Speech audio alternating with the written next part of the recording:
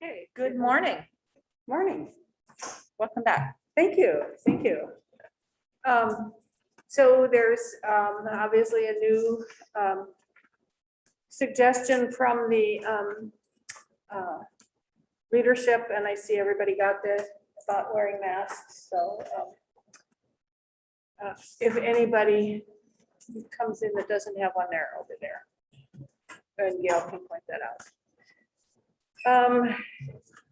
So should we start with a review of the last meeting? Reactions, thoughts, questions lingering from the last meeting?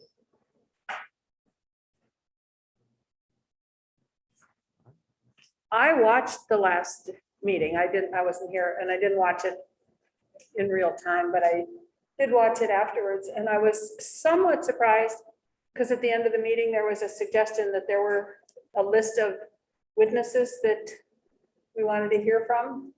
And I guess my assumption was that that list would be given so that we could get them here today. But I haven't seen a list. I don't know. Is there a list? We are prepared to speak to the witnesses, or at least, I'm prepared to speak to one. I didn't know if we should take that. Do we want to take that now, or do we want to tackle that under agenda setting? Either one is one. We can do it. I think that we just need to make sure that we only have, and I saw Mike Pitek had put together a list. I had done the same thing with a schedule, and we really only have 4 meetings left. Before our interim report is And due. right, Yeah. the interim report is due, and so we have 4 meetings that we have to. And then we really have 3 meetings after that to work on from the interim report to the final report. So that isn't very many meetings to actually do all the actuarial work and the legal work that we need to do. So, You said we only have 3 between the interim and the final? well, we have, today is the 18th, so we have the 25th, the 9th, and the 15th to work on the options. And then the 22nd, we really need to be ready to get a report together on the 22nd. And on the 8th to review that report, because we have to finalize it on the 13th. Then on the 21st, so we have the 21st, 27th, 3rd, and 10th. And we had talked about some kind of a public hearing. And I would assume that would be the 21st or right about in there. So that leaves the 22nd, the 3rd, and the 10th to finalize, to do a final report. Because the 17th and the 1st would again be detailing the reviewing the details. To writing the report and then finalizing it, because it has to be released on December 2nd. So I was happy to see that Mike put that out, because mine isn't quite as fancy as his. I didn't type it up then once. It does strike me that, given that schedule, I think we're going to have to kind of walk and chew gum at the same time. I think we've gotten a lot of good background information from KFO, revenues, budget, Chris on retirement and pension specific issues, but we have not heard yet. And fortunately, John's work to put some folks on the schedule to hear how state employees and teachers benefits stack up against other states, and the net economic benefits of those of any decisions we make. So, I think we're going to have to get the ball rolling on options, but we're also going to have to. There's still more background that we need to inform our final decision.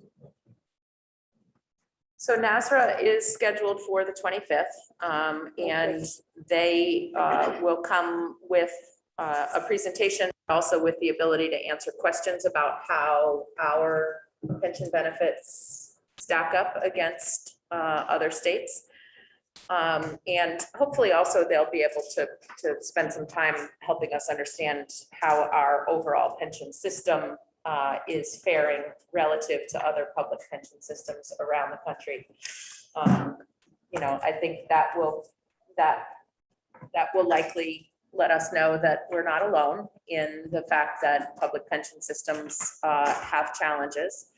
And I come back to the understanding that I've reached, which is that at the end, it is all just a math problem, right? It's a math equation that has to make sure that contributions from employees, employers, plus investment proceeds need to be able to cover the lifetime of retirement benefits. And because our system was designed in a time and has changed it only incrementally on a time when people didn't live to be in their 90s, which is a wonderful thing. You know, the math equation becomes more challenging, and we see that across the country. And so we will get NASRA in here. If you have other suggestions, I really wish that you would provide them to us, because we have talked about wanting to have this collaborative agenda setting approach. And 2 weeks ago, you said in the meeting that you had a list of 4, was it 4? You watched it more recently than I experienced yesterday. that you wanted to hear from, and yet we've had radio silence. And so I really, you know, some of these organizations take several weeks to prepare a presentation or to do the research that they might want to do to speak knowledgeably about the Vermont situation. And I would love to be able to get them here. But as you can see from our, you know, the list of meetings that we have coming up, it doesn't leave us a whole lot of time. So I would like to see those names here at the beginning of the day, so that we could make an initial research call and whatnot, maybe during the day today, to find out when we can plug people in. Sarah, can I ask you a question about that? So when I'm listening to, and I'm hearing a process in your mind that other people give names to you to perhaps, and then you two do the call. But it's also conceivable that people have already made contacts, and you know, some of these people might be ready. So I think there are some people, I personally wasn't someone who is going to offer a name, but I think some people are ready. Are you saying you want to do that right now? I think that would be a good idea. Yeah, because because somebody actually needs to put them on the agenda. Right. I mean, we can't have 13 people calling people to ask them if they'll come and then not get them on the agenda. So if we had names between 2 weeks ago and today, we could have had them on the agenda today. I thought that was watching the meeting, I thought that was what was going to happen. Because it sounded like the list would be given to By email. Sarah, not me, because I was gone, but to get them on the agenda. So we need to, if they're gonna be on here, we need to get them on here right away. All right, Eric? So I think it makes, you know, we're on the subject, so we should just tackle witnesses now. I think our hope was to have a discussion rather than send a list. I did just want to mention briefly, you know, as far as it being a math problem, there's a solution in place to solve that math problem. It's the current amortization schedule that would take the unfunded liability to 0. To the extent a new math problem is needed, it isn't simply a math problem, it's a people problem, and it's a workforce problem. The witness that I would like to suggest is we've heard from Graham on revenues, and I know there's raising new revenues is a tough thing, but you know, we can also think about what we do with the revenue we've already raised. And Doug Hoffer has done extensive work on tax expenditures and the efficiency of those expenditures. I believe he's willing to discuss his office's work with us. And we think that, I think that may be of value to our work here as we think about the funding challenges of our work here.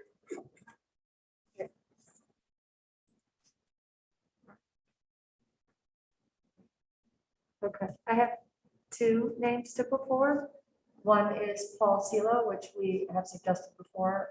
He's president of Public Assets Institute. We believe he has some ideas about creative revenue and the economic impact of pensions on Vermont. And then the second name is Dan Doonan, executive director of the National Institute of Retirement Security. How do you spell that name? Dan, D-A-N, Doonan, D-O-O-N-A-N. Okay, thank you. Can you give that, send that contact information? And we can, okay, thanks. Just for that one person of the three that have been mentioned? Well, we know where to get Doug Hoffer and Paul Sela. Okay. Thank you. I think we do. And I would like to add Annie Noonan to the list.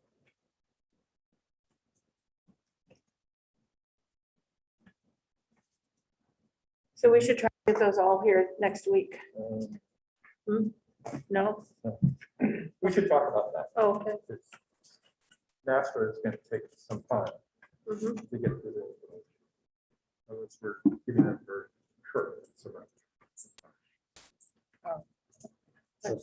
Just looking at what we have, the September 9th make more sense for that. But The September 9th. Just looking at what we have for dates and yeah, I'm just getting really nervous that Mhm. if we put things off until the 9th, that leaves us one day, one meeting to detail our options. So let's see if we can plug a couple of those people in theoretically for the 25th, because depending on how far we get today, we have agenda setting at 2:30 Yeah. this afternoon. And, we really do need to make some significant headway at adopting our statement of the problem and our guiding principles. And so, depending on how much of that work we feel like we've completed today, we might be able to fit one of them in at least next time. NASRA probably is going to take most of the morning, I would assume. Or do you have them, do they commit to a particular time that they would want to be here? Well, I mean, I told them that they would have most of the next meeting to talk, because there's a number of issues Okay, that they are gonna to cover. answer different And, aspects of it. if there's anything else people want them to cover, because they can cover a lot of different issues. Okay. Then we need to know, because. All right. Well, I mean, let's talk. Besides just benefits and contributions, how we stack up to other states, they're also gonna talk about what other states have done, to do reform with respect to pensions.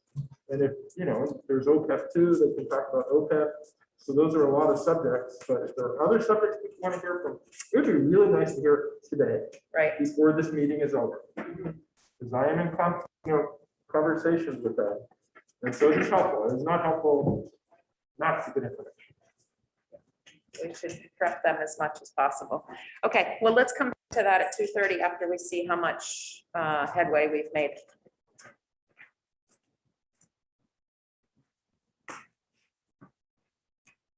Okay, yeah, we can do that. Okay, great, thanks. Anything else from the last meeting? Mike, you weren't here when I said I watched it. Oh, nice. And some of the, what do you call it on the bottom? The Subtitles. are pretty interesting when you're watching them. There was one, and there were a couple that I wished I could remember. One of them talked about bathroom design. I think it was from you, but I wasn't quite sure why. we Pretty were sure Commissioner Pichek wasn't talking about bathroom design. Well, somebody thought he was. And COLA, that was really funny. COLA was COALA or COLO. COLA, they couldn't, anyway. Yes, well, hopefully there aren't too many people who are trying to understand the pension system for the first time based on the subtitles that come out of these meetings, because I'm sure they're not very accurate in terms of the technical terms. And thank you for putting this together. Here was mine that I put together that I was going to bring today. Here's this much nicer. Thanks. Before we move on, just one more thing on witnessing. Were we able to schedule NC first? No, not at this point. They declined our invitation to come and talk to us. That may have had something to do with the fact that Vermont is actually, pensions in Vermont are revenue negative, and their thesis is that pensions are revenue positive. And there's according to the research that they've done, there seems to be a cluster of states in New England, more densely packed than around the rest of the country, for whom the pension system is revenue negative. So- Connecticut, Rhode Island, New Hampshire, all are revenue negative. So I was intending to see if we could have at least an offline call with the author of the paper to just, ask for any observations or insights or anything that he might like to share with us. But he very clearly, after consulting with his colleagues, declined to come and testify. Possibly because it disproves their initial theory, their thesis. Well, I mean, it I mean, doesn't because disprove, but because it's- Vermont is the exception to the thesis of their paper. Right, that's what I meant. So naturally, I want to know why they think Vermont is an exception and what criterion were they using to evaluate? And is there any information out of that would inform us as we look at making changes to the retirement system? So Can we get a link to their report? Oh, yeah. Okay, great. That would be helpful to know. I guess what that brings up the question, I think the intent there was that they would help address the net economic benefits associated with different options. I'm wondering how we're going to kind of fill that gap. I think Paul Cielo may be able to help fill it. I want to make sure that when we're putting out options, that we have the basis to understand what we're putting out. And I think we need to think about that continue to think about the net economic benefits piece. Yep.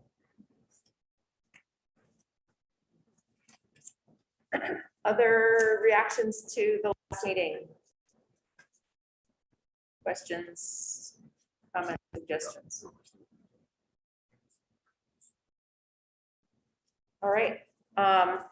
So one piece of unfinished business that we didn't get to at the last meeting was to have Chris Roop finish his presentation on the actuarial impacts of different options and possible pension options. Is this the? Well, Chris is doing this one first, right? Okay. Okay, that's it today. Deal. Probably both, right? Save them all. I was gonna focus Oh, there. mostly on Have you changed it since? I have changed it. Of course. So good morning, everyone. For the record, Chris Roop, Joint Fiscal Office. It's great to see you all after our break. I hope you had a nice week away from the State House last week.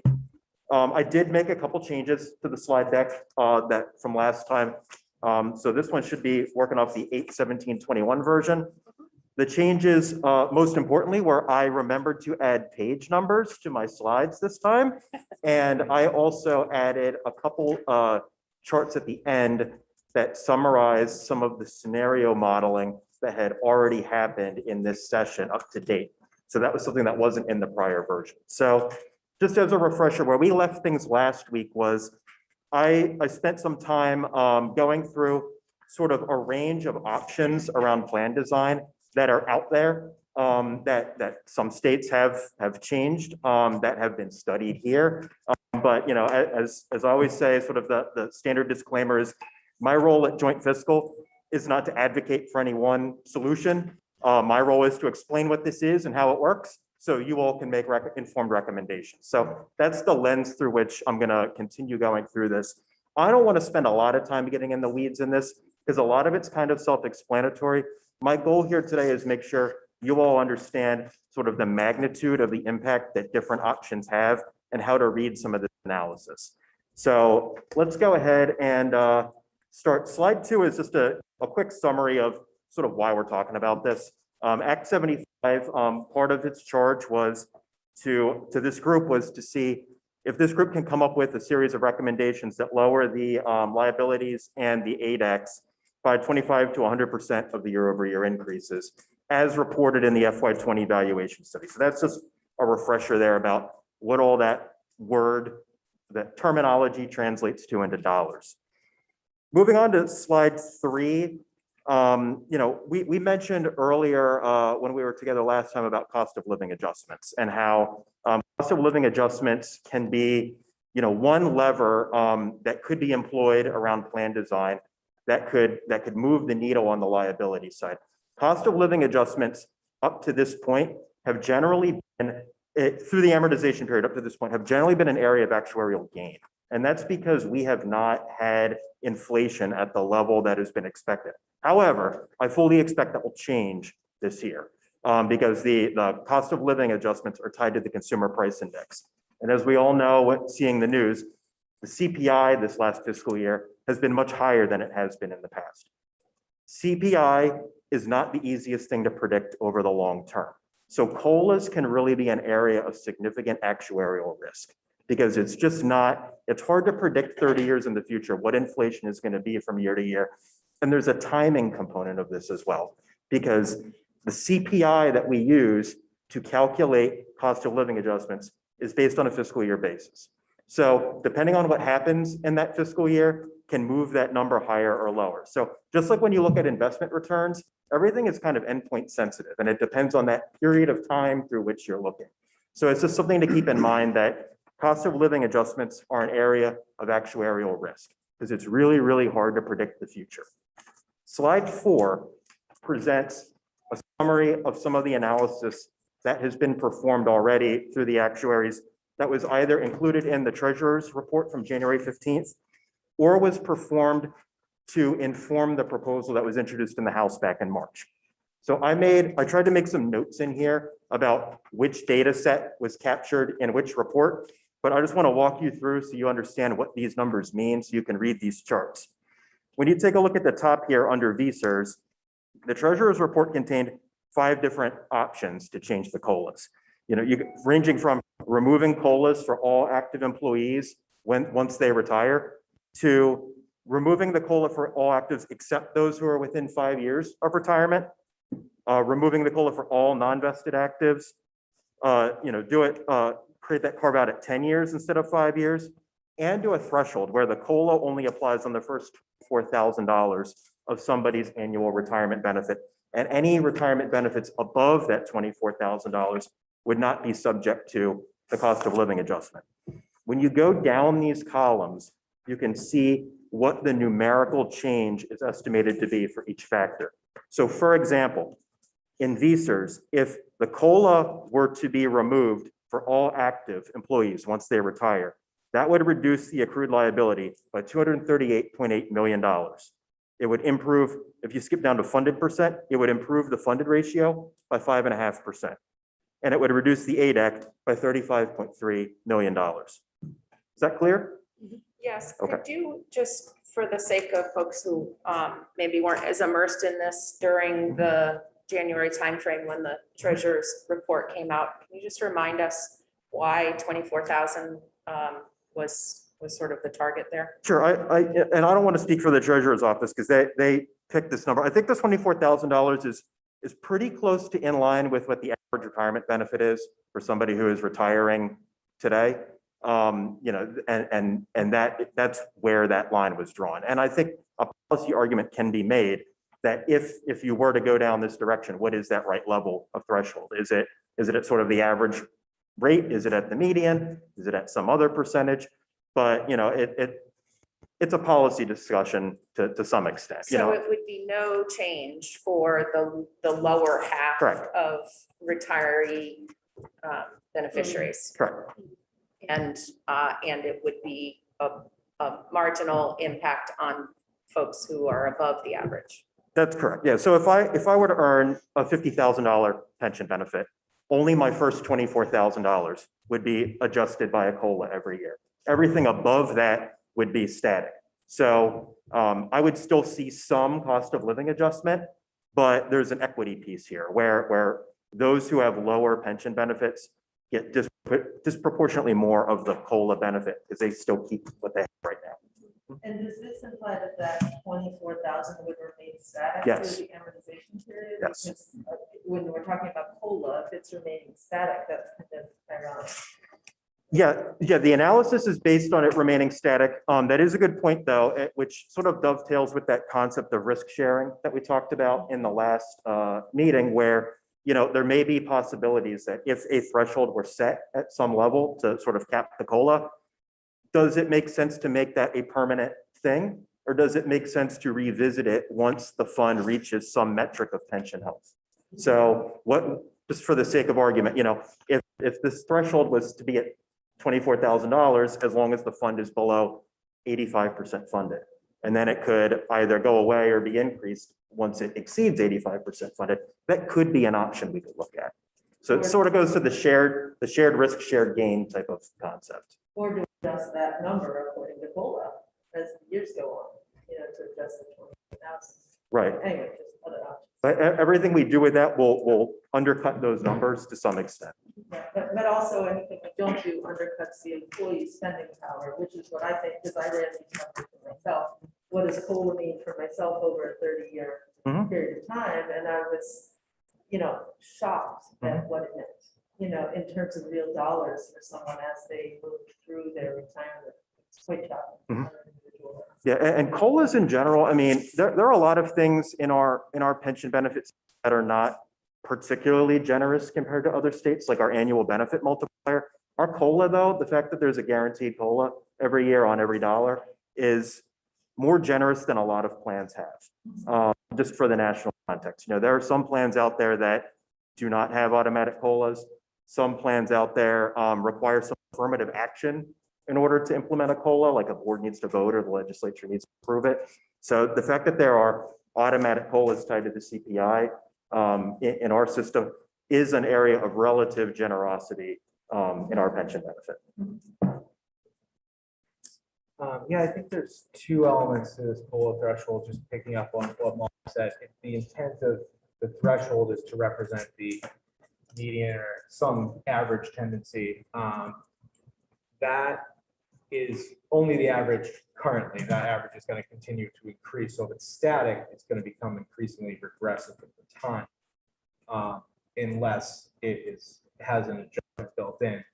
You could also have risk sharing, so that it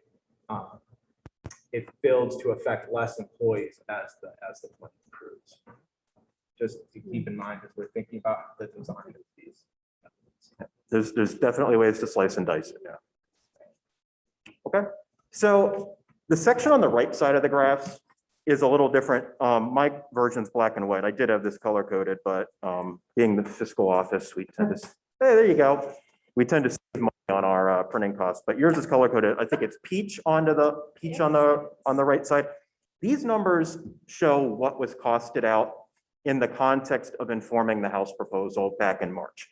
So there's a lot of similarities and a lot of similar themes about what was studied between the Treasurer's report and the House's analysis, but there's one key difference. In all of the analysis done by the House for the House proposal, there was a blanket exclusion of active employees who are within 5 years of normal retirement eligibility. So that cohort of folks who are within 5 years right now of being eligible to retire were excluded from all of the changes that were costed out in each. So that's just, it's something to keep in mind. I've tried to put the caveats in here, but just, that's why you'll see the numbers shift a little bit from group to group. Is there anything else you want to discuss on COLAs before we move on? Okay. Next page, we're going to pivot over to average final compensation. Slide 6 shows some analysis about what would happen or would likely happen if changes were made to the average final compensation formula. So in the treasurer's report, some scenarios were modeled out about adding 2 years to the equation, adding 4 years, making it a 5 highest consecutive for all members, regardless of what group they're in, or the highest 7 for all members. And you can see that, obviously it's not a surprise that the more years you include in the calculation, the larger the savings accrue. So if you were to move everybody into an AFC formula where they look at the highest 7 consecutive years of salary, as opposed to group C right now in VSERS, it's the highest 2, and group D, the judges, it's the final salary upon retirement. If everybody was treated under the highest 7 years, that would reduce the accrued liability by $89.3 million and the ADAC by about $13.6 million. Can I ask a question? We talk about group D with the judges. How many people are actually in that? I think it's around 50 or 60 right now that are active, that are annuitants. And do we know how many are actually retired? That's what I mean in terms of Oh, actually 50. retired, yeah. It's around 50 or 60. The annual valuation has those statistics in it. Okay. It's a small group. Yeah. And then again, on the House side, the model, they modeled the moving everybody to highest 5 consecutive and highest 7. The reason those numbers are different than under the treasurer's analysis is because of that 5-year carve out. All right, let's move on to normal retirement eligibility. This is slide 8. A couple different scenarios were costed out for making modifications to being eligible for normal retirement. That means, being eligible to retire at your full benefit, an unreduced benefit. The treasurer's report took a look at removing the fact that there are some of the more legacy groups can retire at a straight age or a straight number of years of service. So old group F in the VSERS system, for example, you could retire if you reach age 62 or 30 years of service, whichever happens sooner. The newer group F, the folks hired after July 2008, can retire under a rule of 87. So that means if their age plus years of service equal 87. So the effect of a rule of 87, and then for the teachers, there's a rule of 90, is that if you started your career earlier at a younger age, you can retire at an earlier age with the same, assuming, all else is equal. So if you have a rule of 87 and you began your career, in your early 20s, you can retire in your late 50s at full benefit, as opposed to waiting till you reach some certain age. So the treasurer's analysis updated all of the sort of legacy plans to be under the rule of 87 who weren't currently. So that's really like old group primarily. And you can see the impact there. And the next column over shows what if we have a rule of 87 and what if we made it rule of 90, what the impact would be. The analysis that was done by the state is in a similar vein, or by the House was in a similar vein, but with a couple key changes. One was to remove the rule of 87 entirely and just require strict age-based normal retirement eligibility. Not every plan out there has a rule of 87 or a rule of 90, or it can be a rule of, whatever number. Some plans out there do require you must reach a certain minimum age. So the rule is not a rule everywhere. It is a rule here though. But if you were to remove that and just require strict age-based normal retirement eligibility, that would reduce liabilities as well. If you were to then couple that with increasing the normal retirement age to 65 for non-law enforcement, that results in further savings. And if you were to increase it to age 67 and remove again, for non-law enforcement, and remove the ability for Group C to retire early with an unreduced benefit at age 50 with 20 years of service. That translates into savings there as well. So those were the types of analysis that were performed there. When these savings were, but there continues to be a cost for healthcare, right? Because they wouldn't be eligible for Medicare, Medicare until 65. So there's, Correct. okay. Yeah, it's the per member cost of providing OPEB for somebody who's not yet eligible for Medicare is higher than providing it on a per member basis to somebody once they are eligible. So looking at this and looking at the funded percentage, so really, is the valuation at 2020 says 66.4%, right? Correct.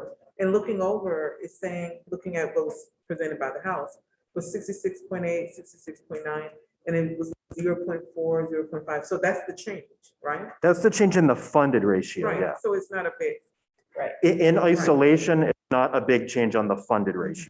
That is one data point to consider. Another one is also, taking a look at that bottom row, the ADAC, what would the impact be on the budget? So just remember for context that ADAC, that $120 million grew by $36.1 million. So if, just for the sake of argument, you moved all the way to the far right and did that scenario, that saves $11 million. So that cuts the year-over-year growth by almost a third. So this is the negative number at the bottom there, the B-thirds of the removal of 98 required base normal retirement eligibility is negative 18.9. It's a redundant double negative. I'm sorry. Thank you for catching that. I embed an error in every slide deck, and you won the prize for catching it this time. But that is not a double negative. It is a single negative. I'm hoping the prize is bigger than a sticker. It's a big sticker. The next slide takes a look at vesting. Everybody, all the plans right now have a 5-year vesting period. One thing to note here is that in all of these scenarios costed out, making changes to the vesting period really does not move the needle very much. And some of the numbers do some kind of bizarre things. And the way it's been explained to me is that some of this can be driven by outliers in the data set. And Will, I don't want to put you on the spot, but I know you've been working on some of this as well. But some of the vesting changes, you would think if everybody moved from a 5 to 10-year vesting, that would result in a whole lot of savings, but it really doesn't. And we also heard from HR when they were here that a lot of the employee turnover happens in the first 5 years of somebody being employed. So that likely has an impact on it as well. Yeah, the other thing that I would add is that when you do these, when the actuaries use modeling, they have to change behaviors. Right. So what you have is Thank you. I would say, so when the actuaries do this modeling, they don't model any changes in behaviors. They're just affecting these assumption changes on the numbers. So you'll have instances where there are people that stick around for a few years, and as you can see, it's almost a flat number. It's very slightly negative. So you don't have the behavioral aspect of a longer AFC model here. Just want to make sure that caveat is known. That's a great point. Okay. The next slide shows the relative impact of changes to employee contributions. So up to this point, we've been talking about sort of the liability line and what are the options out there that bend that liability line down a little bit. Now this is going to look at bringing more assets in. The key here is whenever you have more employee contributions, that's really not going to do anything to reduce the unfunded liability or the size of the accrued liability in and of itself. What it will do is save on the ADAC because employee contributions would be covering a greater share of the normal cost that otherwise is falling to the employer to pay through the ADAC. So I put up here at the top what the estimated total covered payrolls were going to be based on the FY20 evaluation studies. So just for some context, you can get your head around, if we were to increase contributions across the board by 1%, for example, what it would translate to based on those projected covered payrolls. But some more specific analysis has been done and shows the impact there that, for example, increasing employee contribution rates by 0.35% brings in about $2.1 million extra a year. So that would be savings to the ADAC. So there's some flat sort of across the board rates that were analyzed here. There's also some tiered or progressive rates that are analyzed here over on the right side, where different contribution rates would be applied based on different people's salary levels. And I believe these salary levels here bear some relationship to sort of the distribution of the active payroll. So, you know, the $60,000 is, or $65,000 is roughly the median salary of an active worker. And you can see what that translates to dollars. Yes, sir.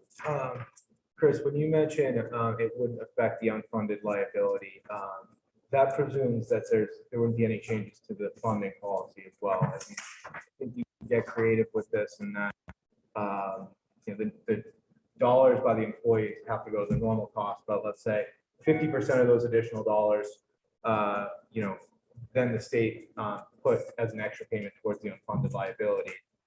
You could impact, I think, both the ADEC and the UAAO.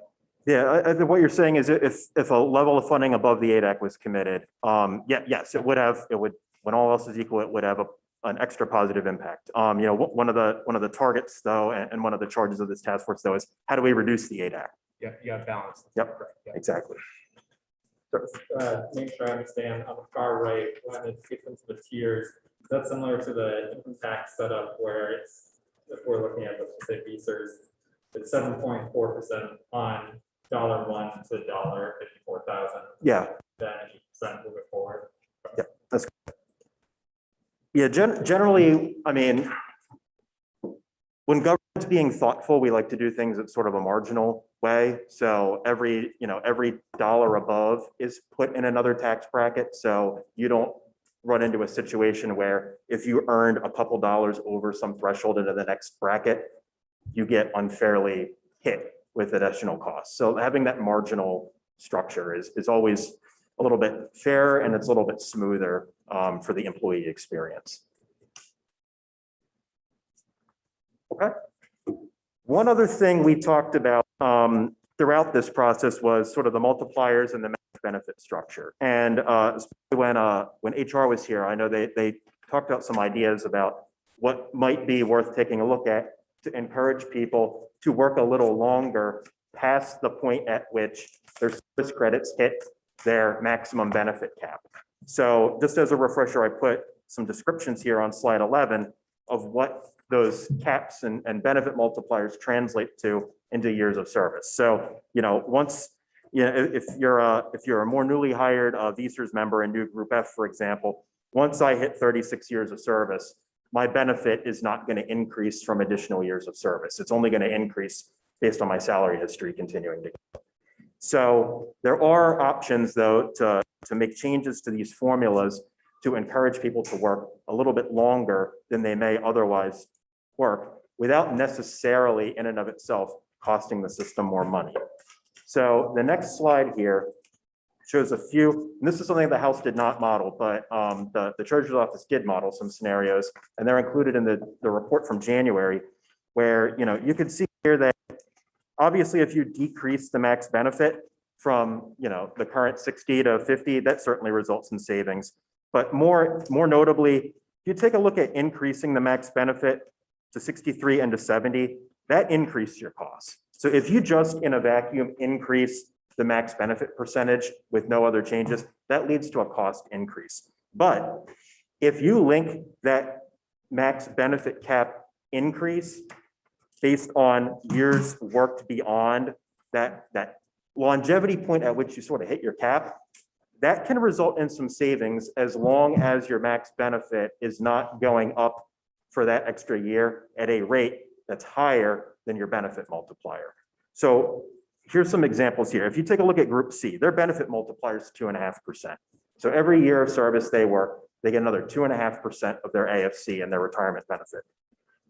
But if you only increased the max by 1% for every year they worked, which is obviously less than 2.5%, that results in some actuarial gains. If you allowed it to increase by 2% per year, worked once beyond their cap, since 2 is still less than 2.5%, you're still getting actuarial gains, but not as much.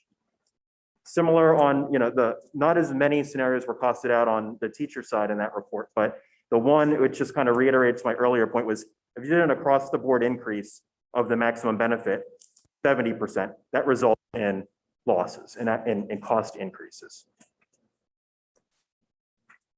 So those were that's the range of different individual options that were costed out and presented either in the treasurer's report from January or informed the proposal that was introduced in the House back in March. I want to pivot to the last couple slides just to give you a sense of, all right, you take all these individual options, what happens when you package them together and toss them out as a scenario involving more than one change? These are, the caveats that I always say are still applicable here. These are preliminary estimates and they're based on the FY20 amortization or the FY20 actuarial valuation and the current assumptions that are in place at the time. It's also important that when you take a look at scenarios that involve multiple options, you want the actuaries to cost that out as a package because the sum of the parts do not necessarily equal the whole because different factors interact with each other in different ways. So there are 4 slides here that show, the first 2 are about VSERS, the last 2 are about the teachers. And I'll just walk you through what this looks like. So I just put as a refresher what that 25 to 100% target value works like into dollar terms. Scenario 1, and this, again, slide 14 is all stuff that was in the treasurer's report. If you were just to eliminate the COLAs for all active service members once they reach retirement, that gets you to essentially 100% of the target with just one change. That would reduce the unfunded liability by $238 million and the AID Act by $35.3 million. Scenario 2 takes a look at a couple different options. So instead of eliminating the COLA for everybody who's currently active once they retire, carve out those actives who are within 5 years of normal retirement eligibility right now. You see that there's a much less of an impact there than if you did it for all actives, regardless of where they were in preparation for retirement. If you were to add 4 years to the average final compensation, that results in some further savings. The decrease due to combination of elements, that is the actuary's way of saying whenever the sum of the whole does not always equal the parts. So whenever they cost all this out, that is just adjusting for the fact that when you look at all this together, some of that savings is going to be offset just by the interplay of the different factors. And if you were to implement a rule of 90 for everybody, currently, there's the rule of 87 for the newer hired VSERS members. But if you were to implement a rule of 90, that would result in further savings. That doesn't suggest putting a rule of 90 in place for Group C. It's for the non-law enforcement folks. If you cost this whole group together, estimated savings, $256 million on the unfunded liability, just shy of $40 million on the AID Act. So that gets you a little bit, it's slightly above the 100% of target. Scenario 3 and scenario 4, similar models, but they just make some adjustments on what is looked at. Instead of adding 4 years to the AFC, what happens if you add 2 years? You can see that the savings is cut by, roughly in half. The rule of 90 savings, similar to what you saw on the other one. And then scenario 4 was the COLA threshold, setting that threshold at $24,000. You still get quite a bit of savings from that change. Not as much, obviously, as if you were to eliminate COLAs for everybody, but even just preserving the COLA on the first $24,000 of benefit still does result in some pretty substantial savings. And this one also included the impact of increasing contributions by 0.35% across the board. And that results in, it's not going to impact the unfunded liability, but as I said, it impacts your AID Act by having that money cover a greater portion of the normal cost. The next slide just shows you, I try to differentiate between the treasurer's analysis and ones done by the House, where the treasurers are numbered 1, 2, 3, 4. The House ones are A, B, and C. And the key difference with these is that, again, the House analysis excluded all actives who are within 5 years of normal retirement eligibility. But you can see that exclusion does reduce the amount of savings that would be expected from these changes, but there are also some other scenarios that were costed out here as well. So, the COLA threshold at 24,000 was included in scenario A.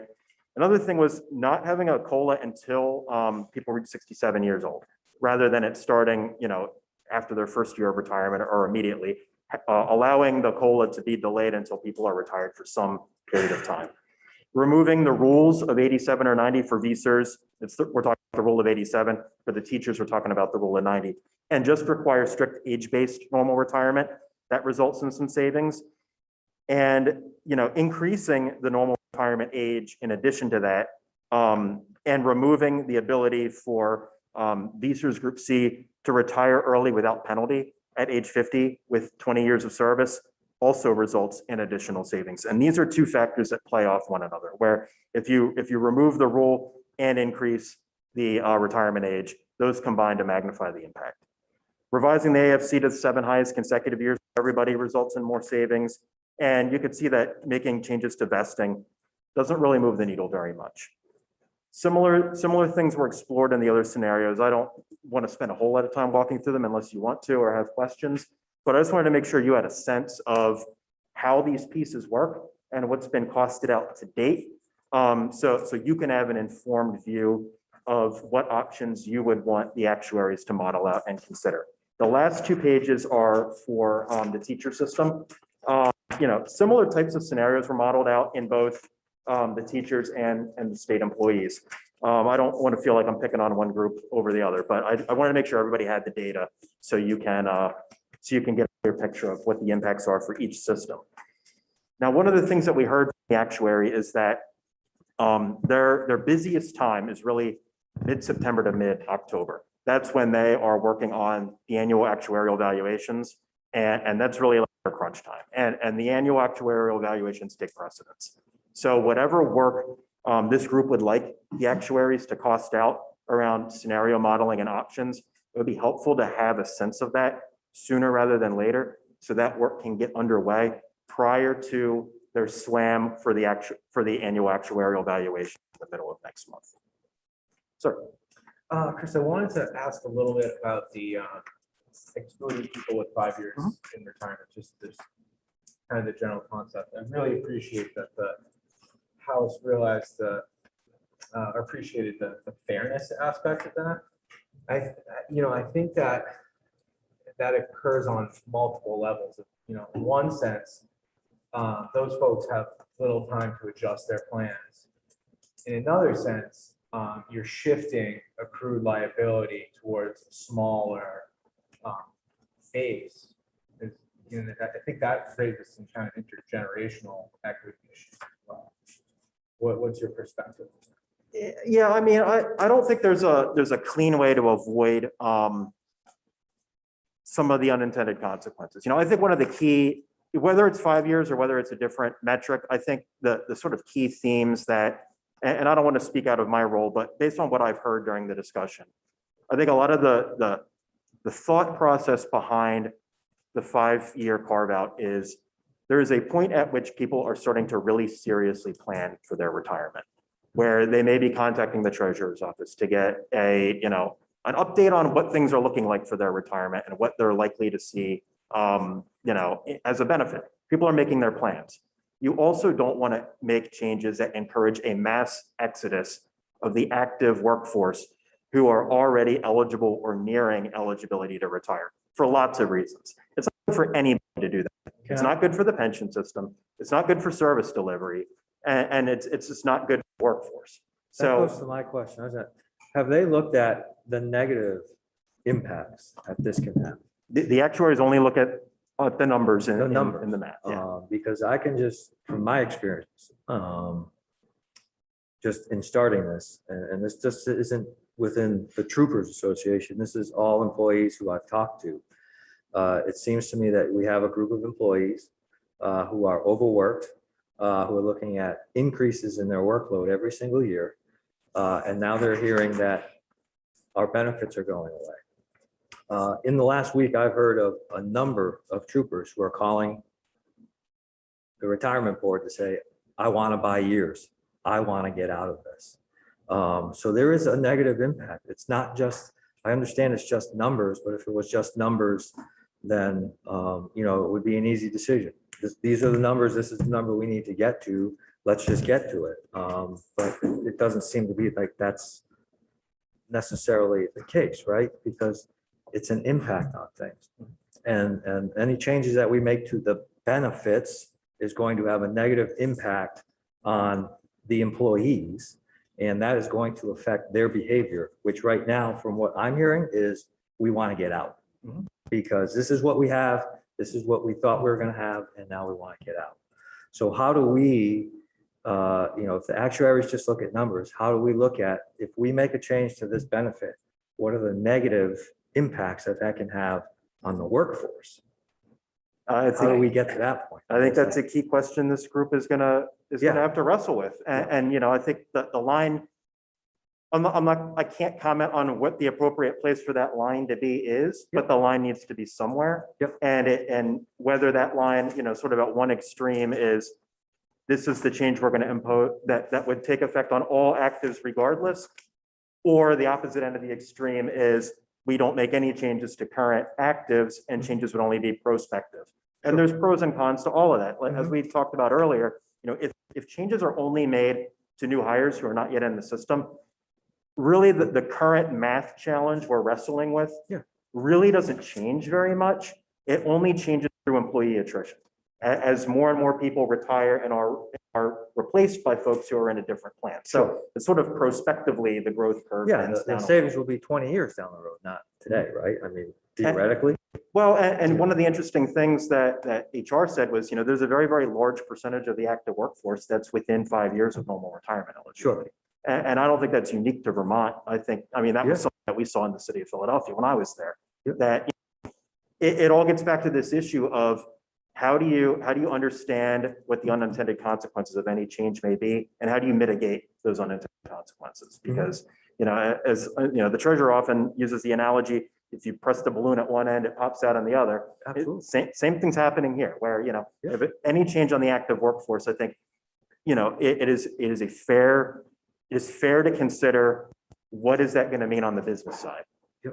So I think that if I can just, first of all, I think we need to be really careful about saying the benefits are going away, because the No, I'm benefits not, are not going. but They're all, changing. but They're all cha- that, they're all just- that's being I'm presented is just changes to saying, our benefits. They Yeah. might change, but Yeah. they're not going away. Yeah. They're not going away. Yeah. There will still be benefits. There Sure. still will be. No, but what I'm But- saying is, all that we are being presented right now is just changes to benefits. Right, No, and it's up to, well, everything here is just a change to our benefit, our COLA, our AFC. Something is going to change with our benefit. Yes. All I'm saying is, if we get to the point where we say benefits need to change, I want to get to a point where we can say benefits need to change because we've exhausted all other options. And there are no other options, because when we start changing benefits, and again, I'm not an expert, I'm just, all I do is look and listen. And what I'm being told is, if you change the benefits, it is going to have a negative effect on the workforce. And if it has a negative effect on the workforce, it's going to have a negative effect on all of us.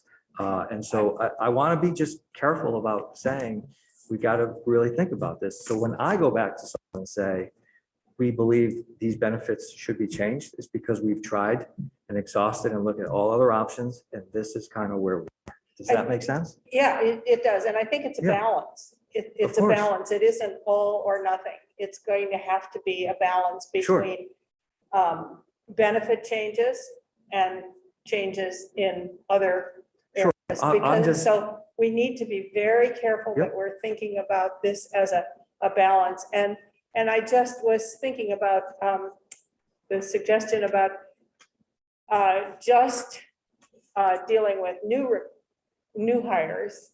But we've heard a lot of talk about how the pension is a huge issue in recruitment and retention. So if we put it all on new hires and don't make any changes for Sure. current employees, but put it all on new hires, how does that impact the recruitment issue? So it's a real balance, and whatever we come up with is going to be, how do I want to say this? It's going to make everybody unhappy. Well, I I really agree. think so. It's, of course, it's a balancing act, and I understand that, but I guess what I'm trying to present to you is, the folks that work for you, because at the end of the day, right, if you want to consider Vermont a business, right, we're the employees and you folks are the board of directors, right? The CEO, the legislature, the governor, you make the decisions about the money and where it goes and how it gets spent and we're kind of the workforce and we do that. The perception is right now that it's just benefits. And so again, like I said, I just want you to understand that that's the perception out there. Whether it's real or not, that is the perception that all that's being looked at is changing the benefits. So again, for me, I want to be able to say, if we as a group decide some benefit needs to change, I want to make sure that we look at all of the other options and say, we've looked at everything and we concluded that this is the best way forward. Does that make sense? It does. Okay. I agree with that. I just want to Yeah. make sure that we're very careful about not Absolutely.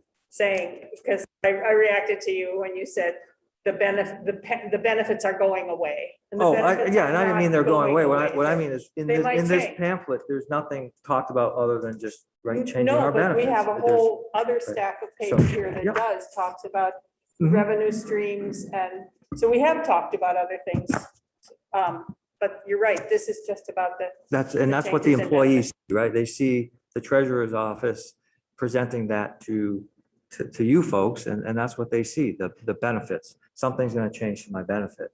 And if it is, maybe it's time for me to get out of this, because I wanna make sure I have whatever it was that I wanna have. So it is going to have a negative impact. You know, again, I can't tell you what that is.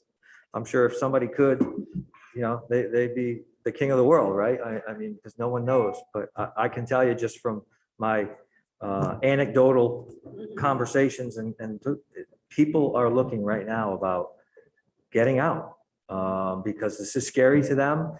And they're at the point where, like you said, they're close to that age. Like, I'm getting there. You know, is it really worth me sticking around a little extra?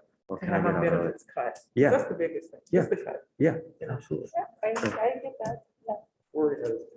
Oh, I'm sorry, Corey had. Yeah, so Chris, one of the things is I've been thinking about this is there a way to model to, this is the hard part, that it gets more complex, but I think of like options. So, if, you know, I think of myself as just a worker, you know, just full disclosure, I'm a VEMR's member, you know, I'm in the municipal pension program. So and it's probably going to municipal government was that for me, but you know, when I was looking at, there were a number of options I could make, and I chose the most expensive option for me as an employee because it allowed me to retire earlier. Have we ever looked at, you know, considering some of these modeling, like if you want to retire at 55 with 30 years in or whatnot, like what's that cost as an employee? And then like a 62-year option, and then like a 65 option. So like the employee kind of starts to be able to make the choice when they come into the workforce, like, I don't want to go complete a la carte, but just thinking like, you know, mine's public now, but like I pay 10.75% of my salary into VEMR's, and it goes up a quarter point a year for so many years, but I've actually made that choice. I could have gone to a cheaper option and retired later, or the ability to collect later in my career. Is that possible? Because I'm just thinking of the behavioral economics piece to this, of what people would choose.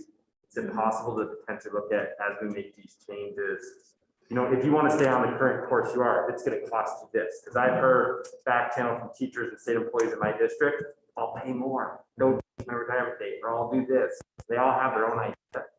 As we start to think about these solutions and start to get things modeled out, can we give the current retirees options? I mean, the one hesitation I have on all this is like, there's no optionality to it to the employees. So like I know it's difficult, but how difficult is it? Is it something we'd be able to get modeled in the next few weeks or even a month of what potential options would look like to allow people to stay retiring at their current, and just give them the option.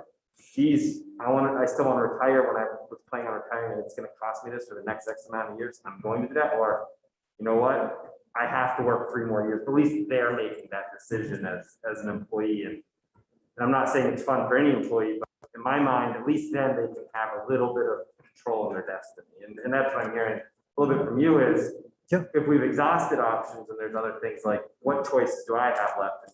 And is it, I guess I'm just asking, is it possible to model some of that out, and is it, you know, where is it, or is it gonna be where we are, you know, 5 or 10 years down the road, you know, just where we're at? Yeah, I mean, that's a really interesting point. And I mean, I'm sure it's possible to model things out. I think what we would need though is to be very, very clear and precise about what we want them to model out. And not just say, well, hey, this is what we're looking to accomplish. What can you come up with? You know, I think the more, and Will, correct me if I'm wrong, because you deal with them more than I do, but I think to make the actuarial work precise and accurate, you need to really give them as specific as possible, what you want them to study. So we'd be able to ask them, like, if retirees want to maintain their current benefit and the state needed to save X amount of dollars, what that cost the employee? And then, you know, each year maybe a slip like that. I know it's creating a more complicated model, but I think it's at least something I think should be on the table. We should think about. Yeah, maybe in the context of if the employee were to cover X percentage of their normal cost or something like that, what would that translate to? We'd have to think about it a little. I think one thing that you're touching on is, you know, some systems out there have, and Pennsylvania just did this at the state level a few years ago, for new hires, you have different options of what plan you want to go into. And they have a side-by-side hybrid where there's a DB and a DC component. And the contribution rate you pay is a little different between those two based on what kind of benefit you're going to get and what your career trajectory is likely to be. You know, if I don't have a 30-year career horizon, maybe I want to pay a little bit less and have more of it go into the DC and get an employee match. If I have a longer, or an employer match rather, if I had a longer career horizon, maybe I want to be in the DB and not pay much in there, but maybe there are possibilities to create new groups within the plan and perhaps provide an incentive for people who are in a current plan to switch. Well, and that's part too, because I think about like in the VEMRS program, again, it's set up different, but my 10.75 gets like a 9.5% match from the town. Honestly, if I could get that in a defined contribution, like if I put 10.75 and the town put it in, what is my 401k, I'd take that probably over a pension, because I think I'd be riskier than what a pension would be, and then my return would be better. But Yeah. you know what I mean? I would love that option. That wasn't given to me, but you know, that's just things I think about, because you know, that's a lot of money when 20% of your income is going in any account. Sure. You know, ultimately between you and your employer. And so Yeah. And does that optionality, because where I think I get caught is like, I felt bad when the House proposal came out. What if you're that teacher or state employee who's like 6 years away or 7 years away? I just don't like the straight lines. And we always talk benefit cliffs in the legislature. I don't want to create like that other cliff. So like, how do we smooth these changes out? Yeah. No, I think those are all the right questions to ask, I think. And you know, I think one thing to keep in mind, you know, you're talking about the different employer matches in VEMRS. You know, one thing to keep in mind is long-term down the road, when the fund has a much better funded ratio and a much lower unfunded liability to pay off, what do the normal costs look like on the employer in either a DB or a DC plan? You know, right now, our aggregate employer normal cost is, you know, it's about 5.5% in the one system and about 5.9 in the other system. The DC plan, the employer contribution is 7% for those who have. So that's obviously higher. But on the flip side, you know, when you're in the DC plan, even though that employer sort of normal cost, if you will, is higher, there's less risk of having an unfunded liability, because once you pay that contribution for the year, the risk shifts. And it's some educating too, because while pensions are good and I see the benefit of having it, if I died young, my kids don't get to inherit that money. You know, they might get a little bit of a benefit, but from a pure, like even a state long-term planning, like there is the benefit if you're getting that kind of money going away, like for long-term, like you're leaving your kids or your, you know, grandkids, something you might pay for college for your grandkids or something, you know, versus where a pension plan doesn't give you that either. So I think we had Eric, Andrew, Will. Thanks. I think Dan's comment about, you know, employees looking to make decisions to avoid some of these impacts really dovetails well with what Will said earlier, that, you know, these scenarios don't account for employee behavior. When we think about that, and the savings that are proposed, just looking at the retirement system, leaving aside impact, workforce impacts and training costs, it's likely to affect the plan experience as far as differing from assumed retirement rates and assumed turnover, which may make the numbers less achievable. What I struggle with in coming up with a line is that it is the fairness issue in the sense that when changes to benefits occur, you're not just affecting what someone will accrue in the future.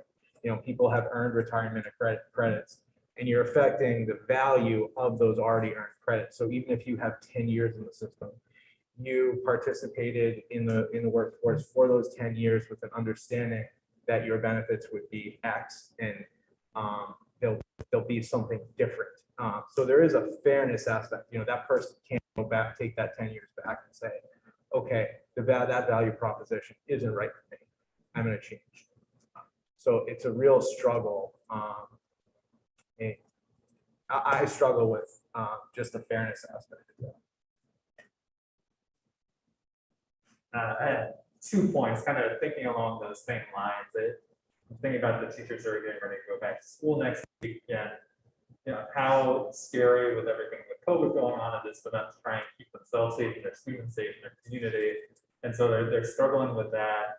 The healthcare bargaining is going on right now. The news hasn't been positive coming out of that. The potential changes to the benefit system, it's really demoralizing. And thinking about teachers who have dedicated their careers to this, and then hearing, actually, we know you're in the middle of this game, but the rules aren't working, we got to change those rules. It's really crippling to add on top of all of this. So it does speak to those behavior changes. So I think when comments are made like this is just a math problem to solve, and people who are actually going to be impacted by these decisions hear that, it makes the problem even worse. And the morale just dips and dips and dips. And it comes to the point of how many more plates can I handle before I just have to drop everything and it all crashes down. But that's just one part I wanted to come back to. The second part was I had a similar thought. I think I presented several meetings ago to Corey with the options of being able to potentially pay in more of your percentage on your salary for service credit, which I think is great for service credit. Oh, okay. Yeah, so they're kind of that same idea. Options are nice because people like options. Hard when you just tell everybody you gotta do this, you gotta do this. Options are great. It's like assigning a book to the class. People are going to resist, but if you give them the option to choose their book, they're going to want to be in on it. One of the pieces with that that's tough is for somebody like myself, I feel like, yes, that's great. I'm in a position of privilege where I could put more money in, but not everybody's in that situation. So I would just want to keep that in mind too. There's teachers starting out making less than $40,000 a year, supporting their families. That even though it does feel like an option for people, they might not be in a position where it can be an option. But I think it's a good discussion to have. And if we can model some scenarios like that, I think it would be interesting. But also keeping in mind that the people that can contribute more really is because they're privileged to be able to do that, and not everybody is. One thing I want to mention that you just triggered my memory. I forgot to make this point earlier was on, Senator Parent's point about whether it's possible to model out, if folks were willing to pay more in order to get more, if you will. Some states out there treat COLAs like their survivorship options in a way, where in exchange for agreeing to a sort of reduced base benefit, you get a guaranteed COLA of some percent in the future that you can count on, a guaranteed 2% or something like that. That may be an option that's worth looking at as a way to sort of preserve a core component of the benefit formula, but mitigate some of the risk. Can you explain that a little bit more? I didn't Sure. catch the first part fully. No, so right now, you get a cost of living adjustment that's tied to the CPI on your base benefit. There are some systems out there that don't do that automatically. But whenever you go into the retirement office and you sit down with a retirement counselor and you start planning out, what are your survivorship options and things like that. Some systems out there treat COLAs like an election like that, where I would agree to a slightly reduced base benefit in exchange for a guaranteed COLA every year of some percentage. So that may be something that would be worth considering also. Well, I saw your hand up earlier. Yeah, I had to recognize. But so I just wanted to respond to a couple things that were said that I just wanted to clarify. One of them was with the actuaries. The actuaries can model a number of things, but behavior is not one of them. So if we say there are 3 options, there's no informed, modeling for who's going to pick what option or who's able to pick what option, things like that. So I just wanted to clarify that. The second thing was, as you just mentioned, is survivorship of beneficiary. There is some portability. Well, portability is wrong term. There are some options around the pension as far as, passing it. It's not a pool of assets. It's not something that goes into the state. You can designate survivorship or beneficiary options. So there you go. Just to make that clarification. The last one is on the Beamer's plan. So Beamer's election into the Beamer's groups is done with is done actually by the employer. And there might be some conversations with the employee, like bargaining and things like that. But there isn't you pick which plan you want to be in for the. We can, when we hire from other municipalities, Mhm. we'll sometimes negotiate that piece out. Yeah, that's like as a bargaining. Yes, yeah. Those are great points. I haven't articulated for myself yet what I want to say, but I'm going to try here. Way back at the very first meeting, I talked about values as an important part of our discussion. And I don't feel like that's hit the table yet. And one way that it hits the table for me is I'm thinking about how, in some ways, those of us who are in the various industries are advocates, right? We're here as advocates. But what I don't feel is a respect for the way that we're coming to the table as experts about our industries. And so when we talk about, the exhaustion of a trooper at whatever age, or the lack of substitute teachers in a classroom, or any number of other things that people at the table have spoken to, like, we're the experts in the industry telling you guys what it's like out there. And I think that, like, for me, sitting here through this, not through anything that is your fault, I was getting more and more and more demoralized. And my voice is starting to shake. You can tell that's because I'm more and more and more demoralized, because I know what it is to be an educator out there right now. And I know the incredible value that every educator out there was to their community in the last 18 months of this year. And there was a comment I made at one point about especially this timing or whatever, but I know it on a cellular level. And I saw the value that teachers and school buildings were to every individual child who walked in after 6 days at home trying to do remote learning. And when I juxtapose that with this being a numbers game, or with comments about the having to pay a lawnmower more to, I just feel the bottom drop out of my stomach, honestly. And I feel like we don't have that conversation at this table yet. And to me, in my value system, that is hugely critical. So I'm just going to say, as you look around the table and you see people who work in different industries, please don't just see us as advocates. See us as the experts about those industries that you can look to ask, how is my principal going to fill my role when I come up here on Wednesdays and Thursdays? That is as yet undetermined, because there are no substitute teachers in my district. There are so few substitute teachers in my district that it's likely that a para from elsewhere in the building will be pulled to cover my classroom while I come up here to serve in this capacity. So these are those sound like little things, but they create huge dynamics in our workplaces, and they create the dynamics that make people want to escape.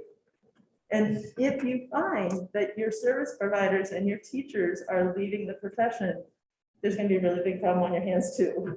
And so I want that problem to be in the conversation of them. Sorry, there's my soapbox. Molly, I really appreciate that. I am not sure how we have that discussion because I think that there seems to be here a thought that there are people serving out there, teachers and state employees. And then there are the rest of us who are on the other side here somehow. And I don't think that's true.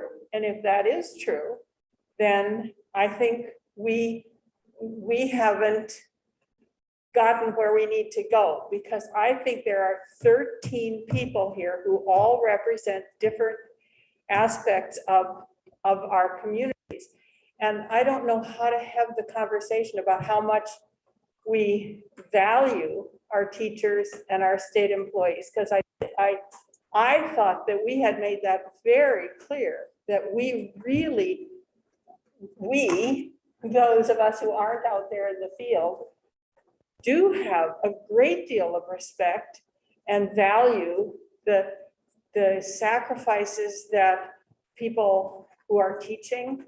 The troopers have had a terrible time this past year. I know I work with troopers all the time, and the corrections and the state employees.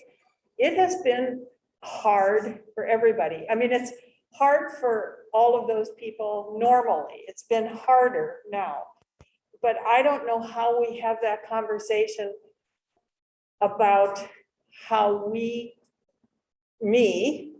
who isn't a state employee or a teacher, value those, except by me saying, I have a great deal of respect and value for those of you who are out there doing it. I don't know how else to have the conversation. So actions speak louder than words. So I would reply by saying, we look at other funding sources. We look at other revenue sources. We look at possible use of one-time funds. And we are doing that sometimes. Yes. But we're spending a lot of time on cuts. No, And we're spending time on this though, because this is the most complicated part, and because it's important to understand that there has been some work done up to now to measure what those changes might look like, so that we can decide as a group how much of that do we want to put into the solution versus how much of asking for one-time money or talking about revenue.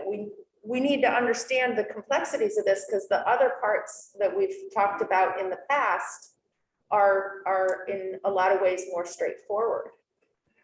And I do think that, just to follow up on that, I do think that we had a whole day of background on revenue sources and one-time funds, and we haven't brought them in yet, but that's when I made a list for myself of the options that came up just last time.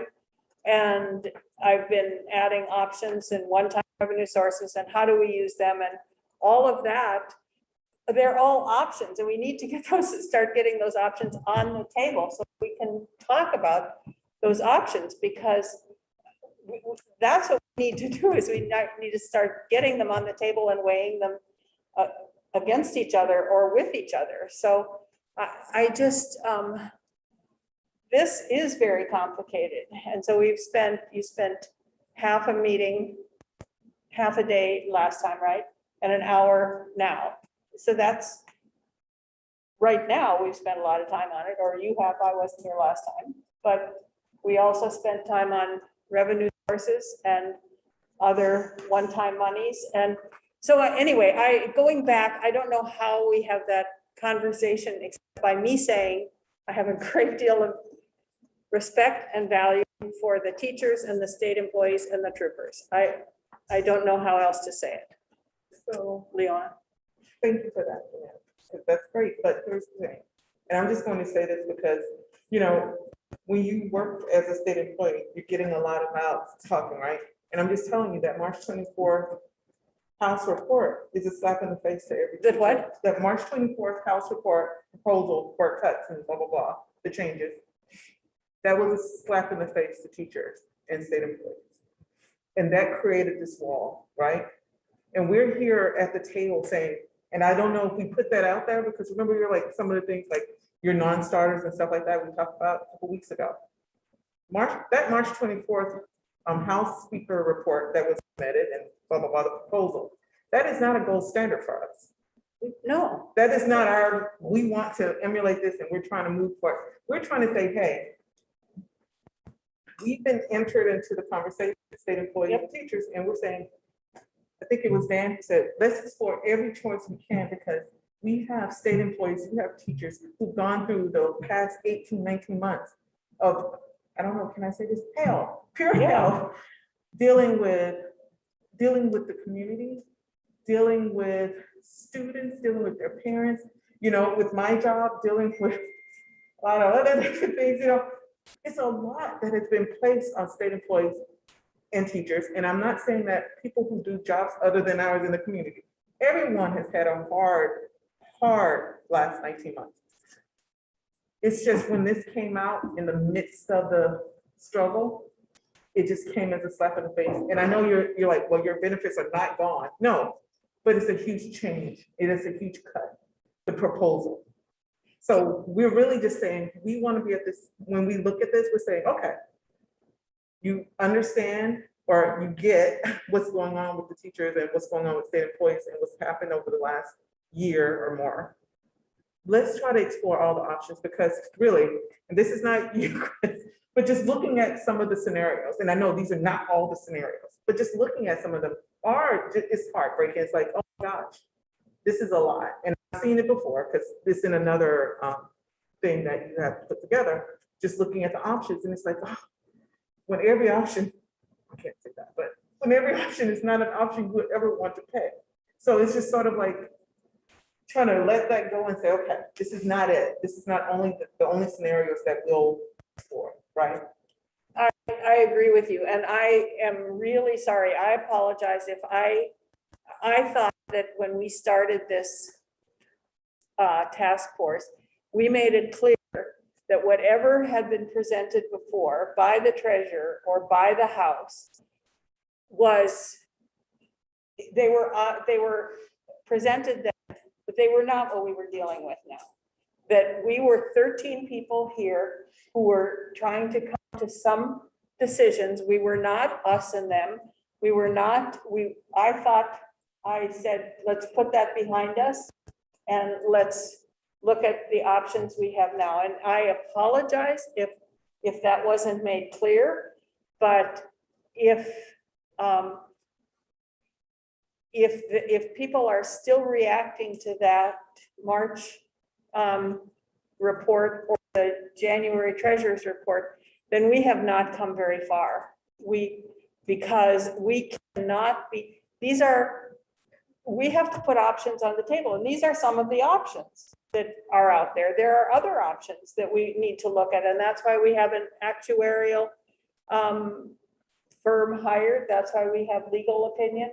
That's why we're talking to different people. But I feel really bad if we somehow, and I'll take the responsibility for this as one of the chairs, that we didn't make it clear that we were starting here with 13 people, not with union representatives, troopers representatives, teachers, state employees, legislators, administration people. We weren't starting with that. We were starting with 13 people who clearly had minds of their own and were coming from different perspectives. But so I really apologize if we haven't gone beyond that. And so I don't know what else to say. Peter. I just want to remind everyone of a couple of things. I look at myself, I'm representing the average Vermont. I'm not in the state employee. I'm not a teacher, so I'm not there. I'm trying to represent the average Vermonter who is working just as hard as anyone in this room is working. They are dealing with just as many problems as anyone in this room is working, and they're paying taxes so that you can have a pension, whether they have one or not. Mm-hmm. So that's one thing I want to remind everyone of. It's not just for you, it's for all of Vermont. The other thing that I want to go back to is just talk about how we got here and why I continue to remind everyone I meet or explain to everyone to everyone that I meet that want to listen to me. Most folks don't want to listen very long. That this is structural. How can I prove that? 2007, the Vermont State Employees Pension was 100.8% funded. Chris, help me if I'm wrong. We had roughly $11 million to the good in there. The state of Vermont, through the appropriations process, every year from then to now has put in at least 100% of what the actuary has recommended. And in many instances, we've overdriven that amount, but in 105, whatever. On the teacher side, there was one year, I looked it up, it was 142% that we put in 1 year. The state employee side right now is underfunded by in excess of $1 billion.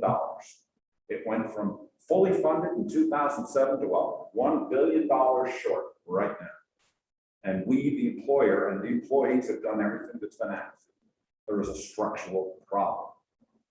Probably two big reasons. It has never recovered from the 2008 recession. And people are living longer and or retiring early. I don't blame them for retiring when they can. But those are just facts. There may be some other major keys to that, and I'll invite Chris to update afterwards. But those are just the facts. So there's your structural problem right there. And on the teacher side, this is where I'm going to need help. I think it was just in 2007, it was just under $400 million underfunded. And we put in 100%, if not more. There was 1 year, 142% of what the actuary requested. And we're over $2 billion shy today. This is a structural problem that unless we change the structure of the pensions, we're not going to fix. And if we don't, and I know everyone has said, well, we got 24% last year, so we're doing fine. You look at those charts that show the rates of returns of the pension, and it'll bounce from the high watermark of last year down to pretty major losses in many years. The pension board says they're looking at 7% because that's what they feel they can achieve on an ongoing basis. So we're not going to make it up because, look at last year, we'll be fine. No, it won't. That's 1 year clip. On the side of what the budget can actually afford, the budget going forward, we heard from Steve Klein in here going forward, 2.5% a year. That's it. Everyone in here who's a public employee is going to get at least a 3% pay raise based upon what I saw, and I think it's more when you throw in the steps. So we can't afford to match that 3.5–4% pay raise going forward on the normal cost, the actual what we have to put in every year with our budget, the way that it currently is, because we affording 2.5%, yeah, we could probably do that. Affording more, where are we going to take it from? And remember, I'm going to go back to what I started with. You got average Vermonters working just as hard as you folks are, and they're paying their taxes, and their taxes go to fund the pension. I just wanted to remind everyone where we are in the state, and this is not a lot of issues. Thanks. Yeah, so I get into the weeds a lot. I'm trying to, this conversation's making me try to step back a little bit. I really appreciate both of those perspectives.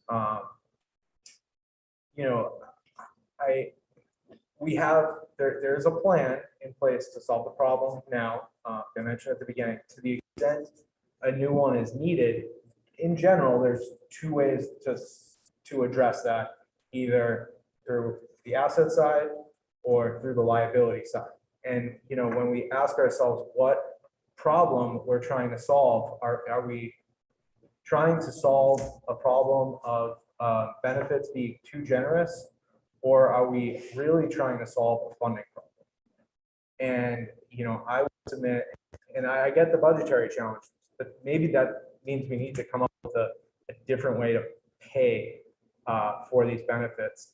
Because, it's my position that they're actually below many states and many neighboring states. Hopefully we'll get that perspective on that from Nazra. But, what problem are we trying to solve here? There's a money problem, but how do we solve that? And I think that's what we have to wrestle. Corey, did you have your hand up? I was just gonna say, I mean, I think in all of it, and while sometimes it may not come across as me, I think the most inhumane thing we could do to state employees, state teachers, is not make an adjustment now, because financial world's a cruel world, and when there's no money there, pensions go away.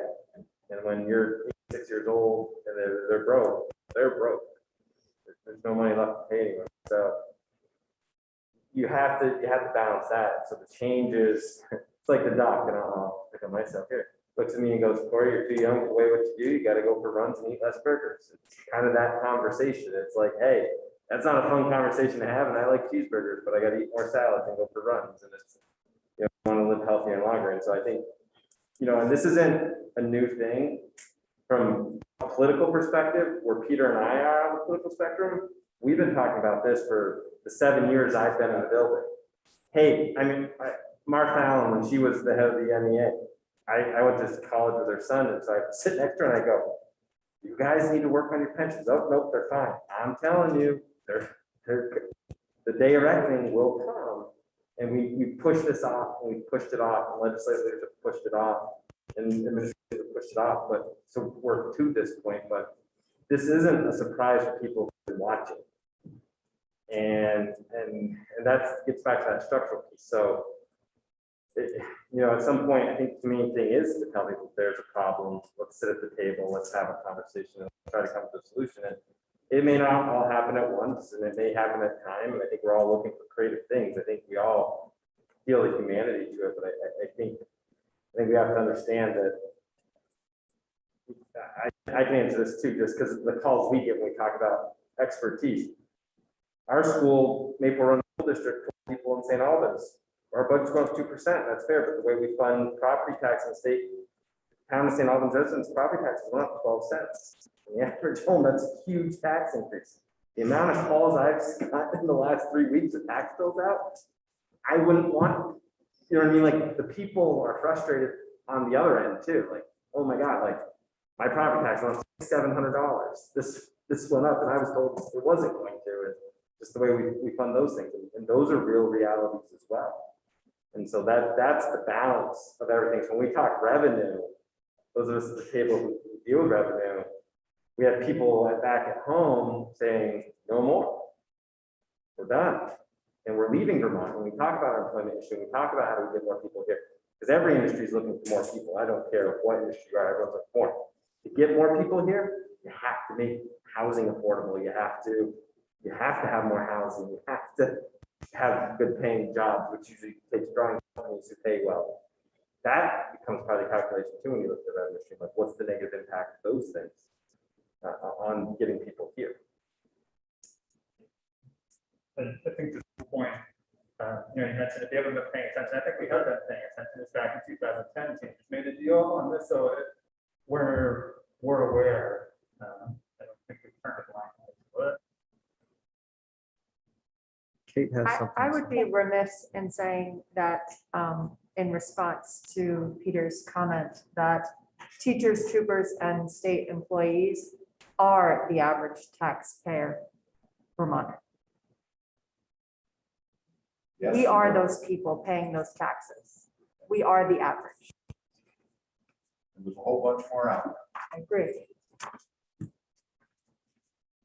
Yeah, I think one of the things that Peter said was that many of those who are also the average taxpayers don't have pensions. That was in the, they don't have any retirement at all, including me.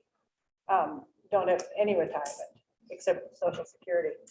And I think in the report that came out from the Treasurer's Office about the Green Mountain retirement system, it pointed out how many Vermonters do not have any retirement plans or system in place for them at all. Andrew? And I think I was going to bring that up next. I think it would be great thinking if we can find dedicated revenue streams now to use through that 2038 amortization schedule. And then once we're finished that amortization schedule, continue those to help fund pensions for people who don't currently have them right now. I think that would be a great thing to explore to help everybody out there. Vermont is not eligible for a pension. So helping to set some of those ideas in place now really benefit many Vermonters in the future. Yeah, I want to pick up on that, but I just want to say first, a pension is not a gift. It's an earned benefit for a career public service. Our retirement is just structured differently than most of the private sector at the moment. But I do think, we can't be in a race to the bottom of this. We have an opportunity in front of us with where thankfully the fiscal climate is. We have to ask ourselves is making a retirement less secure for those in public service the kind of transformative change we want. I would submit it's not. Yes, we do not want to race to the bottom. No. I agree. Good. Thank you. Any other comments or concerns? I think, I'm glad we had this conversation. I don't know if it, I'm concerned that we didn't address Molly's issue about the value that we put on people's work. And I don't know how else to do that. I don't. I don't think it's one that's really addressed as conversation as much as action. So it's like how we choose to spend our time is how we show what we value. So, yeah, I know, I feel like you have said all the things that you said you believe. I'm not saying that hasn't happened in words. I want our actions to show, and that's why I say what I say, to remind us of that periodically. Because it feels really important. And I think it's a travesty that all Vermonters don't have a retirement pension, so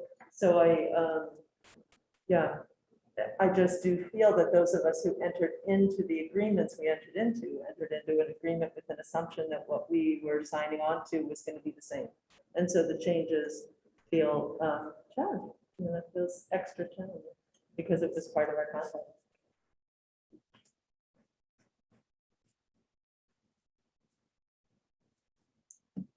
Well, Chris, you sparked some conversation. I'm sorry. No, thank you. No, and I do just want to reiterate that, I'm not here I don't want to imply through that presentation that this is the only universe of options out there. I just wanted to make sure that you all had a sense of what has been explored to date and have some sense of magnitude in terms of how far the needle can be moved from a range of different options. One last thing I want to say before I shut up and go back to the peanut gallery is Gail kindly uploaded a revised slide deck that I submitted. I don't want to spend a lot of time on this today because I'm not on the agenda for it unless you have questions. But this document shows you the data from year to year about how we got to where we are. And I tried to make it a little prettier from the really rushed version I handed out at the last meeting and also added slide numbers this time. But one thing I wanted to point out was Eric raised questions around negative amortization. I went back and looked through every valuation study in both systems going back to 2009 since we were at our last meeting and broke out the impact of negative amortization. When you take a look at the chart on slide 2, where it says all other expected increases / reductions excluding above, that line shows you the net impact. What that refers, negative amortization, what that refers to is, were the contributions into the system we were making enough to fully pay for the interest that was accumulating on the unfunded liability balance and the normal cost? Negative amortization happens when money in is not sufficient to keep up with the interest and the normal cost, Therefore, the hole gets deeper. A lot of times that is expected when you have level percent of pay amortization in the early years, and we had a little bit of it. We didn't have a lot of it though, because the unfunded liability balance ended up growing year to year by other factors by a much larger magnitude than we ever thought it would. So if you take a look at that line in VSERS, from 2009 to 2020, our payments in have been sufficient to pay down the unfunded liability balance by about $58 million. And so that means that, negative amortization added a tiny bit in like 4 years early on, but it was more than offset by gains in subsequent years. The teacher side, similar, but we haven't fully gotten out of the hole. There was a $35.5 million increase to the unfunded liability due to it. For sense of magnitude, we're talking like 1% of the totally accrued liability. Like it's not, this is not the main driver, but I wanted to make sure that you had that data so you can see it, because the question was raised. What this really means is, despite the massive increase of ADEC payments that have been made into the system since 2009, the hole has gotten so much deeper from other factors that those payments have essentially been treading water.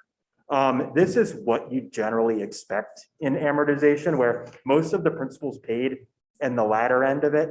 But like up to this point, we had modest gains on the VSER side of around $50 million or whatever that number was. And we're still about 35.5 million in the hole on the teacher side. And the reason of that difference is teachers' pension has had a larger unfunded liability balance that interest accrued on. So.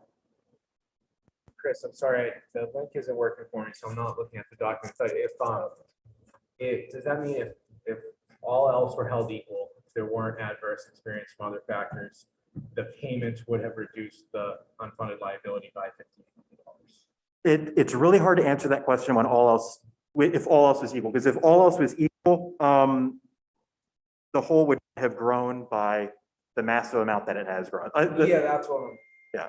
That's what I'm trying to sort out when I say all. Yeah. Not accounting for those adverse factors. No, the numbers would be different. Yeah.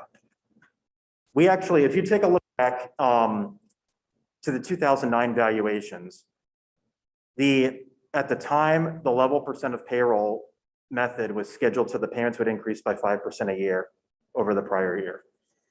And that assumed everything was held equal and that we're dealing with the unfunded liability balance as of the end of 2009. That amortization method projected a slight increase in the balance due to negative amortization. Then by about FY22, we'd start seeing a decrease. And then most of that principal would be paid down in the latter, 15 years or so of the period. So FY22 would have been where we kind of saw that curve bend down to where the unfunded liability would have been pretty much what it was when we started. So that's the trade-off in that amortization method is your earlier years, you tend to spend a lot of time treading water, but your payments are more affordable. And I'm happy to dig into the weeds in this if you want, but I didn't want to spend time today doing it. When I realized that it wasn't a very big factor, I wanted to point out that it wasn't a very big factor so you could focus on other things today. Thank you, I appreciate it. Thank you, Chris. Yep, I have no idea what time it is, but I think maybe we could stand a little break, a little